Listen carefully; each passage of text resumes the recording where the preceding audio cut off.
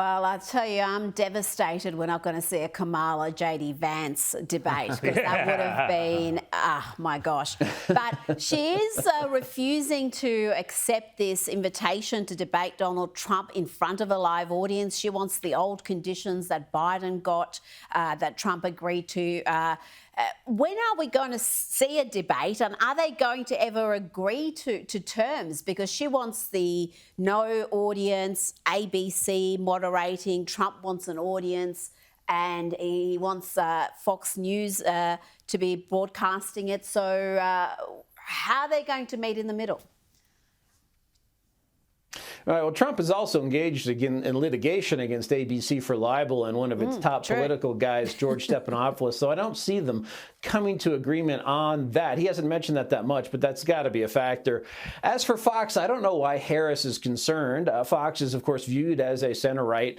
Certainly, you'll see more conservative voices on Fox than you will on CNN or MSNBC here in the United States. But the two debate moderators who are proposed are considered very fair and frankly would throw some hardballs at Donald Trump. So I think Kamala Harris, they're trying to pull a Biden. They're trying to see if she can pull ahead in the polls with the help of the media and by not exposing herself to the public except in very careful circumstances. But if the polls aren't looking good, I think that will push her out of desperation to accept a debate. I think we probably will see one after all. James? And how do you make the way the media has been just relentlessly, they've decided to focus on J.D. Vance, I think, almost more than Donald Trump. The whole idea of, the cat lady comments and things like that, which I think a lot of people understood the context in which he was talking about. But they seem to be using this as a way to activate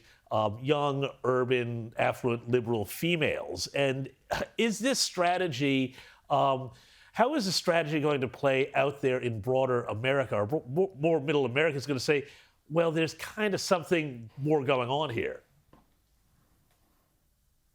Yeah, I think it's not gonna hurt. I mean, as far as vice presidential candidates who've been a net drag on their tickets, well, Kamala Harris is one of them. Dan Quayle with George Bush in 1988, and Sarah Palin in 2008. It's debated, but a lot of people think she may have been a drag. I personally think she actually excited the base more. It's not going to make a big difference. I don't think it sticks, because once you actually watch J.D. Vance, you see he's quite reasonable. You see he's a family man, and that's what he was talking about. And that sort of Christian, embittered urban... I'll just interrupt you there. Christian, we'll just have a quick play of that grab. So just have a listen exactly what you're talking about. Here's J.D. Vance responding to some of those allegations. Here you go.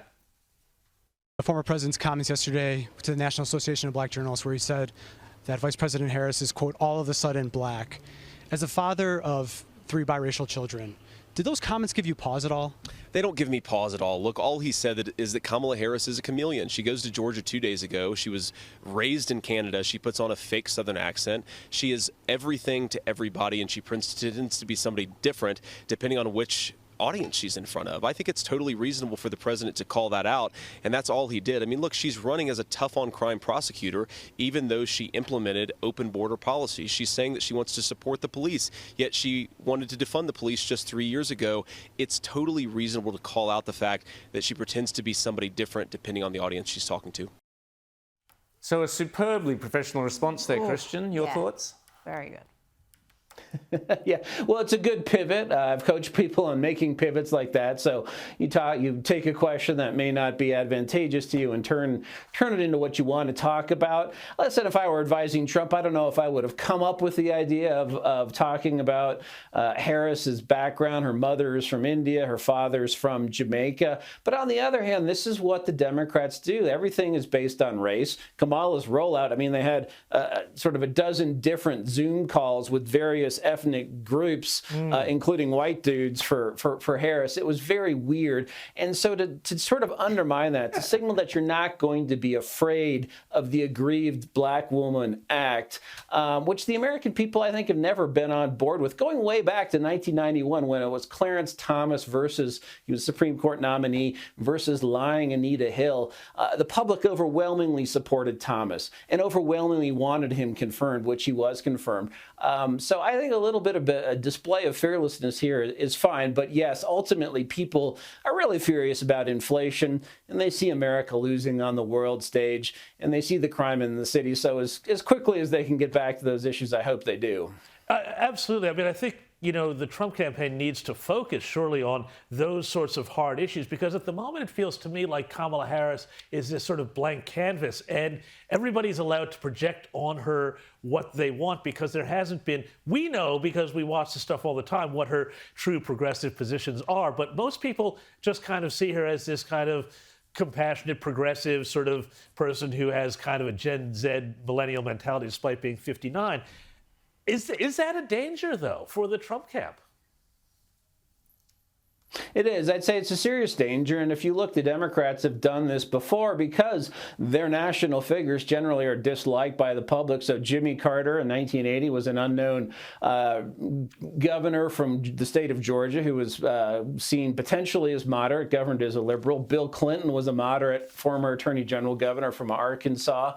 And even Michael Dukakis, who came from liberal Massachusetts, was seen as this potential breath of fresh air. At one point, he led by double digits against then Vice President George H.W. Bush.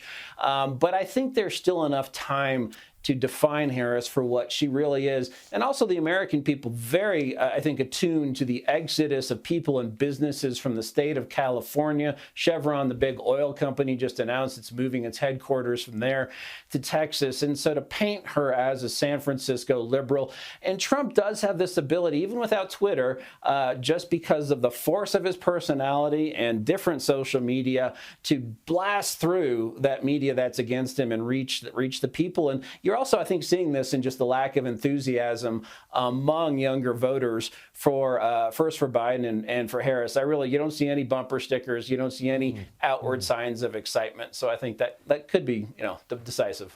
Christian, always great to chat to you. Thank you so much for coming on Outside